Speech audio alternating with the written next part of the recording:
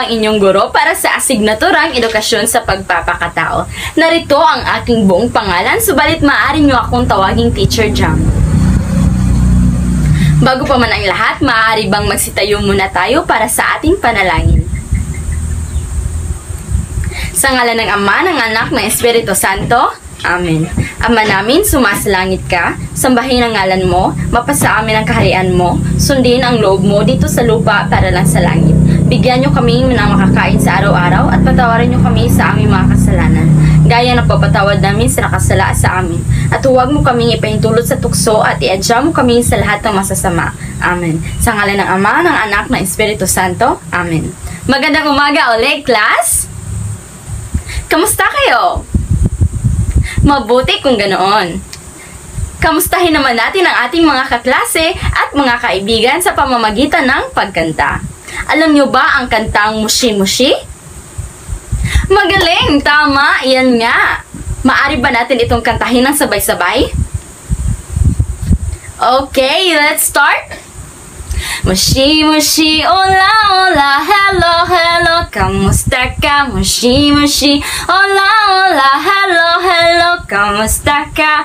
Mushi, hola, hello, kamusta ka? Magaling! Bigyan natin ng 3 palakpak ang ating mga sarili. 1, 2, 3. Magaling, magaling. Maari bang magsiupo muna ang lahat? Bago natin simulan ang ating mga talakayan ngayong umaga, magtatanong muna ako sa inyo kung ano ba ang mga bagay na kapag ginawa ninyo ay nakakaramdam kayo ng kasiyahan. Yung mga bagay na nagdudulot ng magandang emosyon para sa ating lahat. Mga bagay na gustong-gusto nyong gawin. Yes?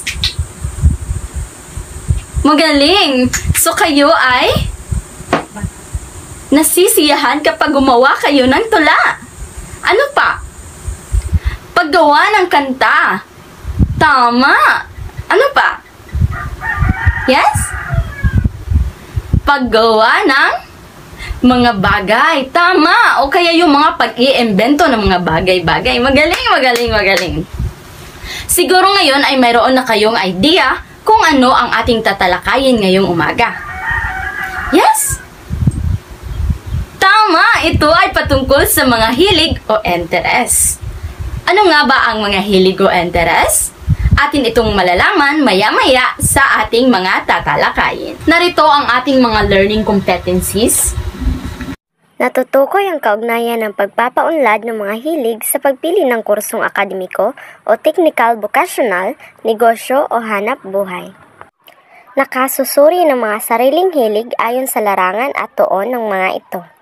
Naipaliliwanag na ang pagpapaunlad ng mga hilig ay makatutulong sa pagtupad ng mga tungkulin, paghahanda tungo sa pagpili ng propesyon, kursong akademiko o technical, vocational, negosyo o hanap buhay, pagtulong sa kapwa at paglilingkod sa pamayanan.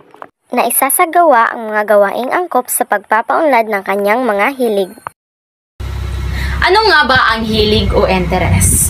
Ang mga hilig ay isang preferensya sa mga particular na gawain.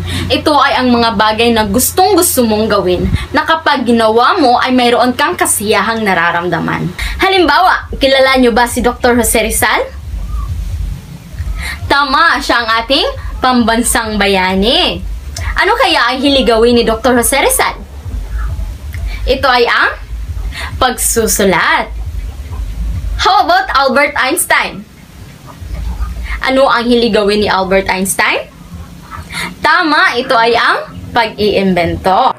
Tatalakayin din natin ngayon ang 4 na tuon ng hilig. Una, tuon sa tao. Ang uri ng tuon na ito ay may kinalaman sa tao. Halimbawa, pagtuturo sa mga kaibigan na maglaro ng tennis. Pangalawa, tuon sa bagay. Uri ng tuon na may kinalaman sa mga gamit o kagamitan tulad ng mga bagay at makina. Halimbawa, paggamit ng raketa sa paglalaro ng tennis. Pangatlo, tuon sa ideya. Uri ng tuon na may kinalaman sa pag-iisip at pag-organisa ng mga ideya.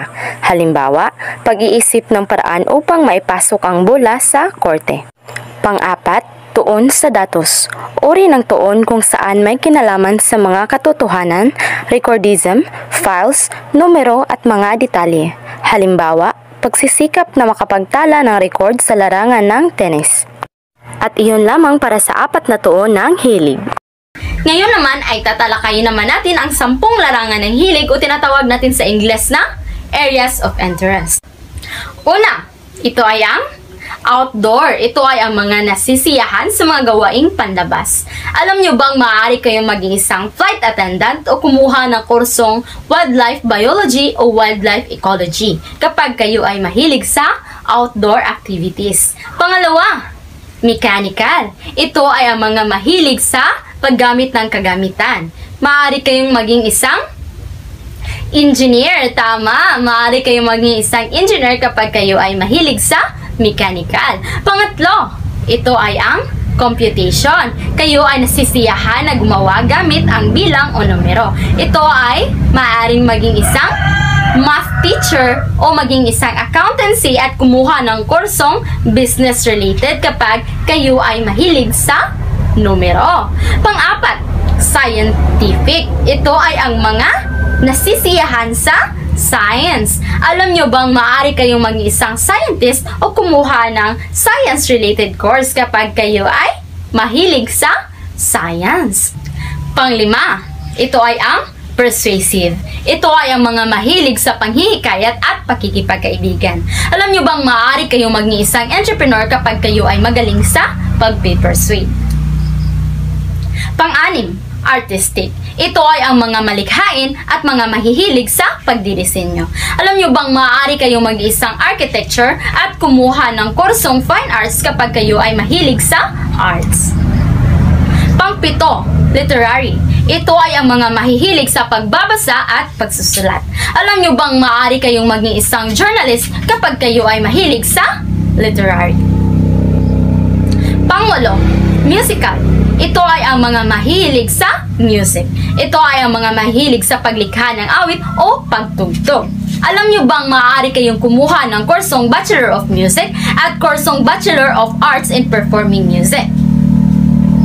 Pang-9, social services. Ito ay ang mga nasisiyahan tumulong sa ibang tao. Alam nyo bang maaari kayong kumuha ng kursong psychology at maaari rin kumuhang social science, Bachelor of Social Work. At ang panghuli ay ang clerical. Ito ay ang mga nasisiyahan sa paggawa ng mga gawaing pang-opisina, katulad lamang ng mga accountancy at ang mga business administration at ang secretarial na courses. At iyon lamang ang sa mga areas of interest. Ngayon ay dumako naman tayo sa pagpapaunlad. Bakit nga ba mahalaga ang pagpapaunlad ng ating mga hilig? Ang pagpapaunlad ng mga hilig ay nakatutulong upang mas malalim na makilala ang kanyang sarili.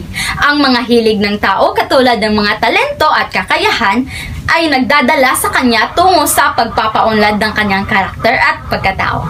At ang pagpapaunlad ng mga hilig ay nakatutulong sa iyo upang pumili ng kurso na inyong gusto kapag kayo ay tumungtong ng kolehiyo.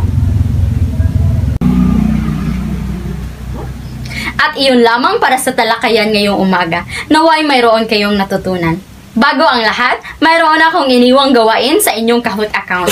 Maaring i-open ang link at mayroon kayong 2 pagsasanay naghihintay sa inyo. Para sa karagdagang impormasyon at sa mga katanungan, maaari nyo akong kontakin upang mas inyong maintindihan ang inyong mga gawain. At iyon lamang, maraming salamat sa pakikinig. At bago ang lahat, maaari bang magsitayo muna para sa panalangin? Sa ngalan ng Ama, ng Anak, ng Espiritu Santo. Amen. Purihin natin ang Diyos, ngayon at magpakailanman. Amen. Sa ngalan ng Ama, ng Anak, ng Espiritu Santo. Maraming salamat, class! Naway meron kayong natutunan. Paalam!